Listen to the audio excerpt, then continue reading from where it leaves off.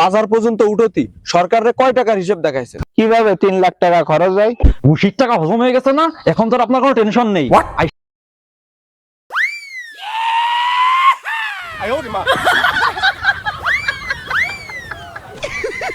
Sir sir ও sir, তুমি তো tension করছো কেন স্যার? ঘুষির টাকা হজম হয়ে গেছে না, এখন তো আর আপনার কোনো টেনশন নেই। আসতেছে হেড অফিস থেকে মামু খালুরা আসতেছে আমাদের অফিস ভিজিট করতে, আর এবছরের হিসেব কিতাব নিতে। এতে তো টেনশন করার কি আছে স্যার? হেড অফিসের স্যার আসতেছে হিসেব কিতাব নিতে, আপনি হিসেব কিতাব দিয়ে দেবেন, বাস মিটে গেল। আহা হা হা, কত সহজ।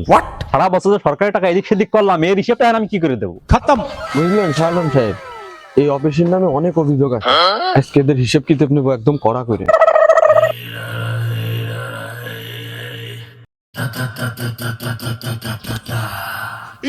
ওরে আমার সাররা চলে আসছে রে। জহিম সাহেব তাড়াতাড়ি এসিটা ছাড়েন, আর এই ছাড়াকে জন্য ঠান্ডা গরম শুকনো ভিজে সবকিছু আনেন জানো। শুকনো মানে? না স্যার, ওই শুকনো মানে আপনার পুরি ফুচকা সিঙ্গাড়া এই শুকনো কথা বলছিলাম। এখানে ঠান্ডা গরম খাওয়ার জন্য আসিনি। আপনি সরকারের কাছ থেকে 20টা সুপারি গাছ লাগানোর কথাকে 30 লাখ টাকা খরচ দেখাইছেন। চলেন চলেন দেখি 20টা চারা গাছ লাগায় কিভাবে 30 লাখ টাকা খরচ হয়।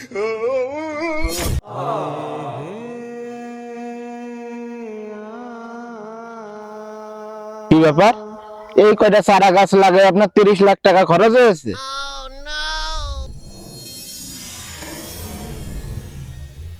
হারুল সাহেব, 20টা চারা গাছ লাগায় কিভাবে 30 লাখ টাকা খরচ হয়েছে হিসাব দেন তো।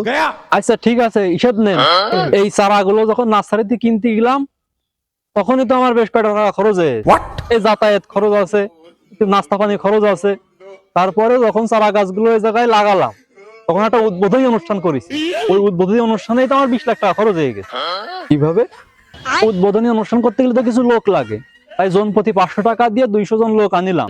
আর এই উদ্বোধনটা অনুষ্ঠানটা যাতে আর একটু জাঁকজমক হয় তাই জন্য একটা টিকটক সেলিব্রিটি আনিলাম, উনি বেশ কয়েক লাখ টাকা ব্যয় হয়েছে আমার।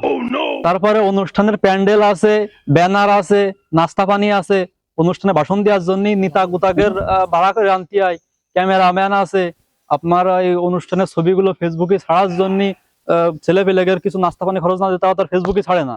এই সব বেশ বেশ খরচপাতি আছে, সরকারি কাজ আছে, বেশ খরচপাতি আছে।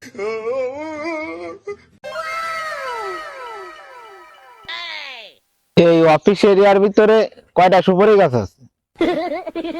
তা 35টা মতো আছে। সুপারি পাড়াতে তো আপনারা টিকটকার এনে উদ্বোধন করা লাগে না, তাহলে 35টা গাছে সুপারি পাড়াতে কিভাবে 3 লাখ টাকা খরচ হয়? আহা স্যার, বোঝেন না কেন? এখন কি আর আগের মতো সুপারি গাছে ওটা লোক পাওয়া যায়?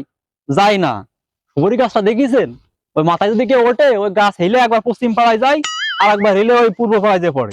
তাই তো এবার কেন ভাড়া করে এনে সুপারি পাড়িছি, ওই জন্য সুপারি পাড়ার খরচটা একটু বেশি হয়ে গেছে এবার। হ্যাঁ হ্যাঁ, আমাকে স্যার যা করছে সব সত্যি কথা করছে। চুপ, একদম চুপ। আমরা যখন ছোট ছিলাম এরকম গাছে সুপারি পাইতে আমাদের 500 টাকা করে সুপারি দিত, আর আমরা সুপারি পাইতে দিতাম। আর আপনারা সরকারি টাকাতে কেরেন ভাড়া করে নিয়ে এসে সুপারি পাড়তেছেন, জনগণের টাকা তালি এইভাবে মেরে খাচ্ছেন। এই যে স্যার, আপনি একটা ভুল কথা বললেন। মানে? আমি একা খালি নাই ক্ষতি পাইছেন, জনগণের টাকা বাইরে খাইছি, ও জনগণের টাকা জনগণই খাচ্ছে। হোয়াট? সেটা কিভাবে? আমার অফিসে 50 জন কর্মচারী, আর ওই 50 জন কর্মচারী যখন এক জায়গায় হয় তখন ওরাই তো এক জায়গা একটা জনগণ। আর আমি যখনই টাকা পয়সা একটু এদিক এদিক সরাই, আমি ওই আমার কর্মচারীকে ভাগ বটরা করেই সরাই। তার মানে জনগণের টাকা জনগণই খাচ্ছে। হ্যাঁ, এটাই সত্য। স্যার আমাকে না দিয়ে কিছুই খায় না। আচ্ছা, আপনার কাছে আর কোনো কিছুর হিসাব চাবো না, এবার আপনি আমার কয়েকটা প্রশ্নের উত্তর দেন তো। এই পুকুরের মাছ ধরে বাজার পর্যন্ত উঠতি সরকারের কয় টাকার হিসাব দেখাইছে? প্রায় 6 লাখ টাকা। बाय बाय আর কয় টাকার মাছ বেচেছেন? टाटा কেনেন 3 লাখ টাকার মাছ বেচেছি। তাইলে আপনি মাছ ধরার খরচ দেখাচ্ছেন এখানে 6 লাখ টাকা, गया মাছ বিক্রি করেছেন 3 লাখ টাকার। তার মানে এখনো সরকারের 3 লাখ টাকা ঘাটতি। এই টাকার হিসাব কিটা দেবে? ও সরকারি কাজে গোপনে প্রকাশ্যে বহু খরচ আছে, অত সরকারি কাজে অত হিসাব করতে গেলে হয় না, আর সরকারি কাজে অত হিসাব দেওয়াও লাগে না, ও আমরা জানি। আপনার ফ্যামিলিতে কোনো শিক্ষিত লোক থাকলে তারা ডাকুন, আপনার সাথে আর কোনো কথা নেই।